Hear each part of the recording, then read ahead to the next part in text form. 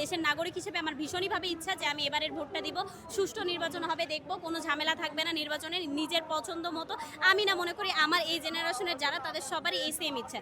তো এখানে দেখতেছি কারচুপি হচ্ছে, ঠিক যেভাবে তারা ডাকসুতে ঝামেলা করেছে, ডাকসুতে বিভিন্ন জায়গায় যেভাবে ঝামেলাগুলো করেছে, ঠিক এখনও ব্যালট নিয়ে তারা ব্যালট যেভাবে নীল খেতে পাওয়া গেছে, ঠিক সেভাবে এখনও নাকি ব্যালট দেখাতে পাওয়া যাচ্ছে। তো তারা এখনই কীভাবে এগুলোর মানে এই যে জামাত বলেন, এনসিপি বলেন, কোনো দলকে উদ্দেশ্য করে কিছু বলবো না, শুধু যে ব্যক্তি বর্গশিষ্টরা চাচ্ছে যে এবারে নির্বাচন বানচাল করবে তাদের উদ্দেশ্যে বলি, তারা যদি মনে করে এভাবে একটি এত বড় দল বাংলাদেশ জাতীয়তাবাদী দল বিএনপিকে থামানো যাবে, তাহলে তারা ভুল ভাবছে। এভাবে দলকে থামানো যাবে না, কোনো একটি দল এভাবে থামে না।